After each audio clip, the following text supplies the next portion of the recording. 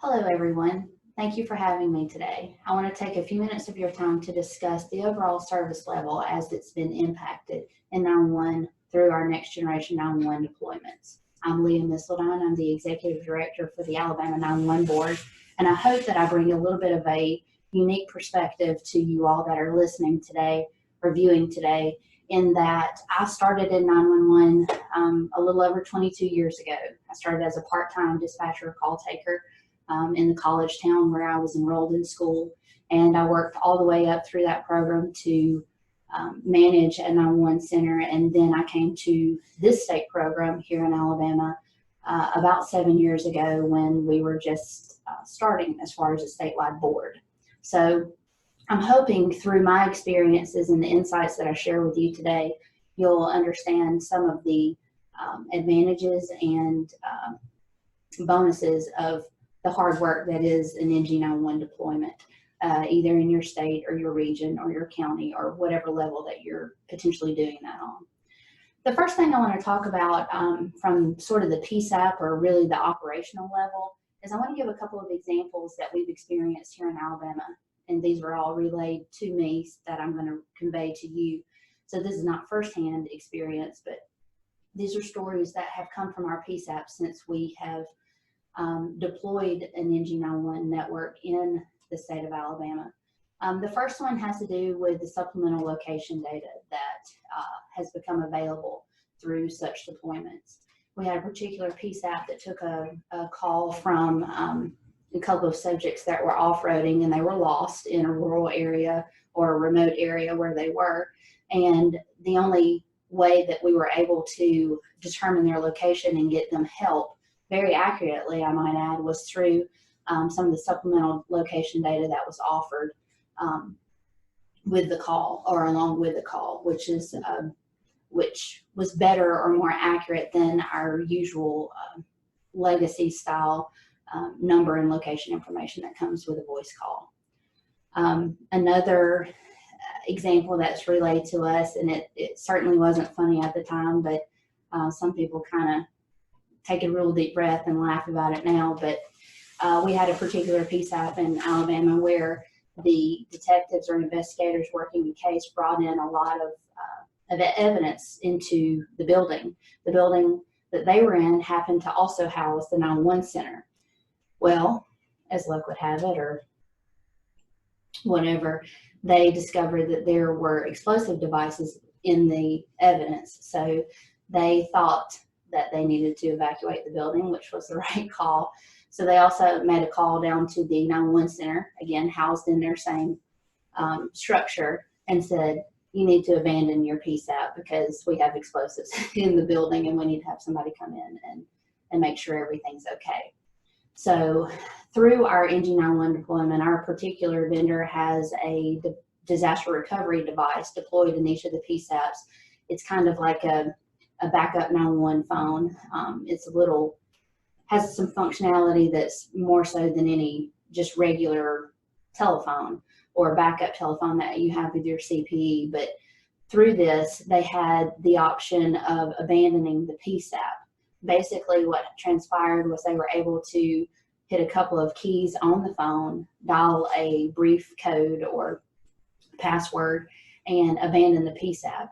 That immediately transferred their calls to a neighboring agency, and they were able to leave the building safely within seconds rather than potentially leave the building within seconds, leaving the calls unforwarded or unattended, and then having to do that transfer or at a later, once they had left.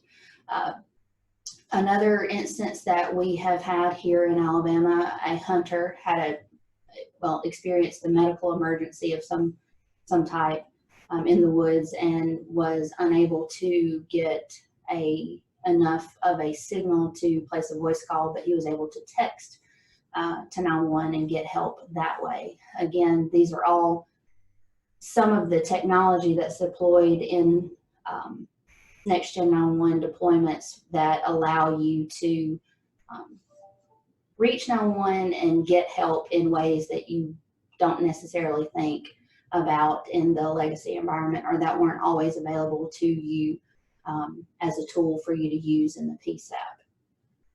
Additionally, I'd like to talk a little bit from my seat, particularly here in the state office, about the partnerships that go along with NextGen 911 deployments. First of all, you can't do it alone. You have to have pretty significant and robust partnerships with your stakeholders, and that means everyone from a local level to your other state agencies, public and private partnerships alike, your legislature. You have to have those partnerships to be able to successfully deploy this technology. And I've strategically seated myself here in front of a display that is allowing us to monitor the network and the activity on the network that in the legacy world we would not have been able to do. And specifically, I'd like to make a couple of points here is as far as partnerships go with the National Weather Service. Some of you may have seen on the news, and I hope that we're coming to you after this relatively unscathed, but we have Hurricane Sally now in the Gulf, and that's her right there. So at this point, we have PSAPs that are bracing for the flooding and any potential damage and other potential weather that stems from Sally.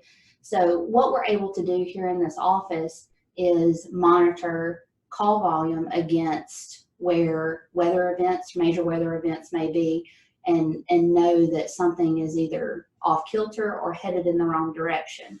Like I said, this partnership and this feed is actually brought to us by the National Weather Service, and they also display this publicly facing network activity in each of their centers, in each of the National Weather Service centers across the state and in our region in the Southeast. You'll also see some points on our feed that show where we've been able to work with other vendors, like a CAD vendor. We have a couple of pilot programs with some of the PSAPs there where we're able to monitor the types of, from a high level, the types of CAD calls that centers are experiencing. You'll see at the bottom of the screen, you'll see a 90% 10. Basically, we're able to monitor from a network level and a statewide level that at least 90% of our calls are being answered within 10 seconds. We have the ability to increase the percentage, decrease the time, those sorts of things. Another thing that, as far as monitoring thresholds, we always think about in major events, and sometimes we shouldn't really think about in major events. Perhaps we should think about the everyday. Obviously, we have a hurricane here visually represented before you, but we're also in the midst of a pandemic. But our everyday surges is something else that we need to be able to monitor. So I would just say to you that in the NG911 deployment, especially from a level where we need to be responsive to the legislature and other national organizations or federal organizations that may question the state of affairs in Alabama as far as 911, like the FCC. We got a call from them yesterday just in preparation of the weather, just to say, hey, who's your primary point of contact and who can speak on behalf of the PSAPs. This gives us the ability at the state office to speak not for them, but instead of them while they're handling minor as well as major events or incidents that are occurring. And I would say, sort of in conclusion about all of this, everything that we're doing speaks to the overall attempt to increase the service level of 911 across the state.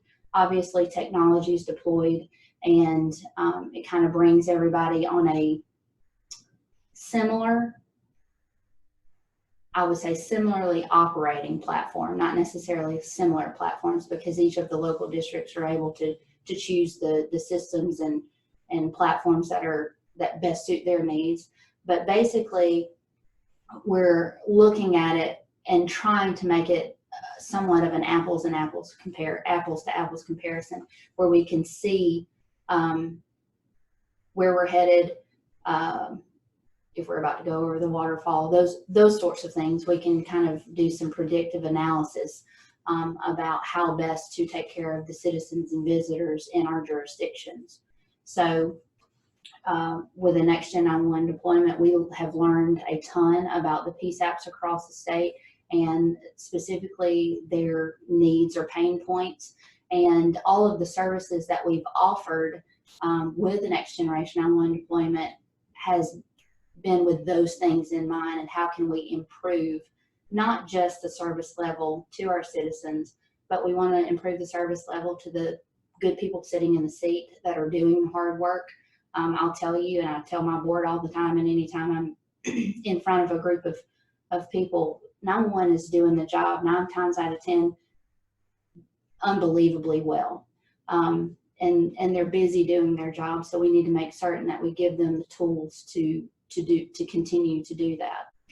And last but not least, we obviously want to promote the service that we provide for our first responders and all those other ancillary agencies that we work with that go out and provide the service that is needed based on whether they initiated the call or a 911 call initiated the request for service.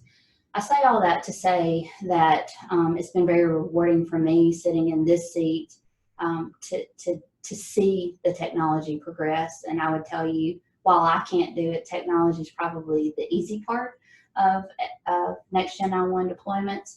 But if we all will continue in this vein of how do we increase the overall service level of the service that we're already providing, I think we can't go wrong.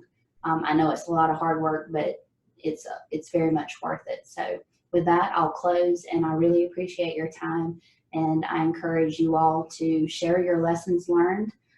Be sure that your neighbor or your partners aren't making the same mistakes or having to learn from duplicating your efforts, and I look forward to marching forward with NG 911 deployments and seeing where we are. So thank you again for your time, and stay safe.